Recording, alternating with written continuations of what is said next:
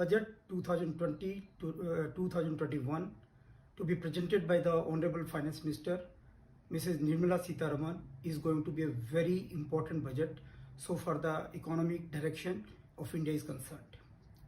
We believe this budget would contain number of provisions to boost the demand in the economy. As we know, right now there is need to enhance the disposable income of the individuals. We have suggested to the government that the personal taxation, the minimum exemption limit of the income be raised from 2.5 to 5 lakhs for all incomes.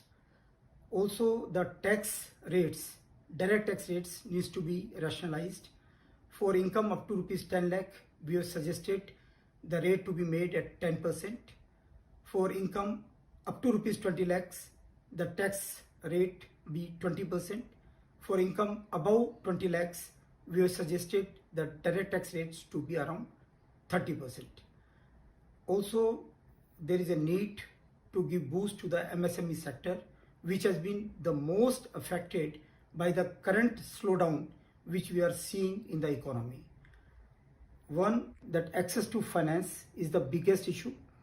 To encourage the MSME sector, to give a boost to MSME sector, we have suggested to create a 25,000 crore fund on the line of the way they have created a fund for real estate.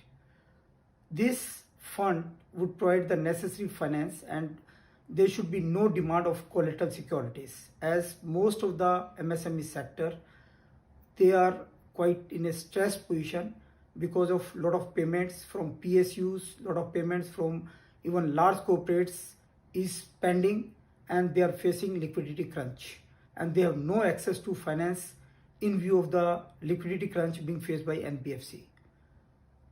Also, most of the MSMEs, they operate as a proprietorship or as partnership or as LLP. The corporate tax has been reduced to 22% and 15%. However, this benefit, as most of the MSMEs, as around 95% of the MSMEs, they operate under these partnership, LLP or individual structure.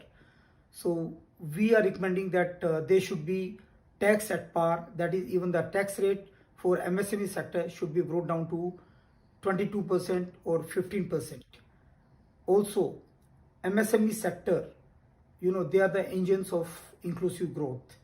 So they have to be given boost, and one of the priority sector for India is to boost exports. What we are recommending is that whatever is the export income of MSME sector, that should be made tax exempt. And for non-MSME entities, the additional income from the exports, whatever the taxable income arises out of the additional income from the base year 2019-2020, their export income, that additional income should be made tax exempt.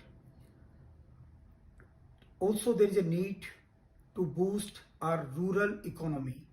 The farmers, the rural economy, that is in fact, if we look at the demand, the biggest stress is from the rural sector. What we are recommending to the government is to boost the income of the farmers. The most important priority is to give them access to the market, uninterrupted market. The APMC Act, which restricts the prices of farmers, as we know that what the farmer gets and what the consumer pays, there is a gap of at least 30 to 70%. So this price gap which a farmer gets and which a consumer pays can be reduced only by dismantling this APMC Act, which is causing a lot of hindrance, which is affecting the selling power of the farmers. So this APMC Act should be dismantled, and the e-Mandi, the online platform initiated by Modi government, that should be made more popular, and farmers should be able to sell their produce through this e-Mandi, and effort should be made, budget should be allocated to integrate more mandis to this e-National Agriculture Market System. Also, to give boost to the rural economy, more allocation should be made to creating infrastructure so that more food processing units can come up in rural areas. If we can create more logistics, more infrastructure to boost rural economy, that will really help in doubling the farmers' income and creating alternate income for the farmers. Similarly, there is a dire need to create more infrastructure in terms of education, in terms of healthcare. In fact, within a radius of 1 kilometer, there should be one school. Within a radius of 10 kilometers, there should be a college, and within the radius of 25 kilometers, there should be a university. Similarly, if I look at healthcare, within a radius of 1 kilometer, there should be a health center, and within a radius of 10 kilometers, there should be a hospital. So there is a need to allocate more resources, and we recommend that at least 3% of the GDP should be allocated to health sector, and 4.5% of the GDP should be allocated to education sector. These are certain demands which we believe, if they are met in these budgets, these will provide a big boost to the economy. Thank you.